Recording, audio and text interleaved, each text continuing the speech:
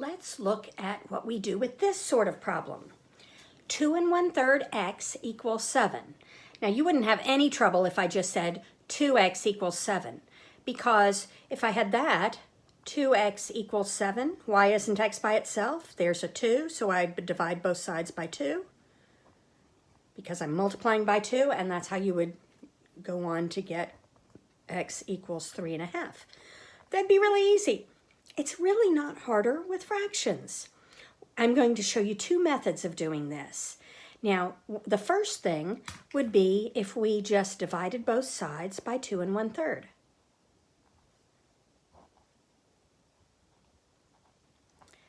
Now, you're not dividing both sides by 7. Why isn't x by itself? Because it's being multiplied by 2 1/3. If it were reversed, if it were written like this, 7 equals 2 1/3 times x, you would still do the same thing. X wouldn't be by itself because it's being multiplied by 2 1/3. You would multiply both sides, divide both sides by 2 1/3.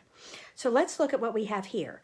Now, these two, you can just, the 2 1/3 divided by 2 1/3 just equals 1. So we don't even have to write that. We can cross that out. Now we have x equals. Now this is where I see most people mess up. 7. Go ahead and write it as an improper fraction. Yes, you are going to change multiplication to division. Division to multiplication. But people make mistakes when they try to do two of these steps in their heads. 3 times 2 plus 1, that's going to be 7/3. Now, remember, we multiply by the reciprocal. Or some people may have learned keep, change, flip. Either way, you're going to do this. You are not going to flip this one. You are not going to get the reciprocal of that. It is multiply by, we're going to multiply by the reciprocal.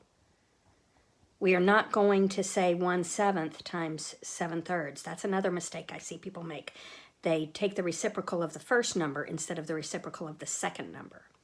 All right, now that it's multiplication, I'm free to cancel because I don't like doing work that's harder than it has to be.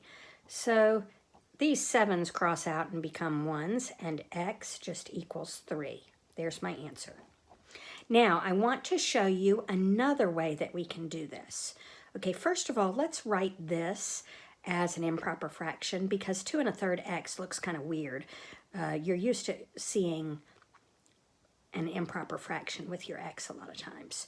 So you should have 7/3 x equals 7. Now, when we did this, what did we do when we got down here? We multiplied by the reciprocal. So if we just take a shortcut here, we can multiply both sides by the reciprocal. So we can multiply this side by 3/7. But if I do it on one side, I have to do it on the other side.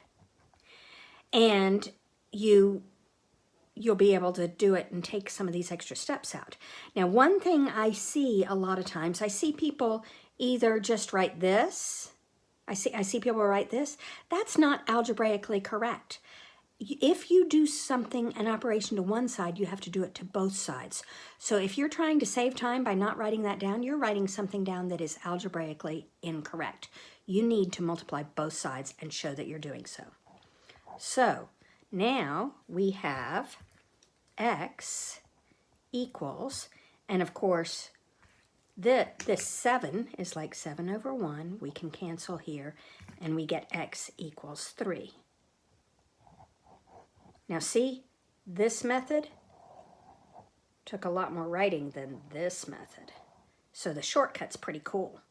Now, let's look at one more thing. We always have to check them. So let's do 2 1/3 x equals 7.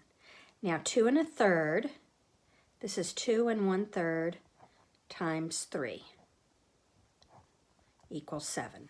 2 1/3, 7/3 times 3 equals 7. You can't just say, oh yeah, that equals 7. You have to actually do it.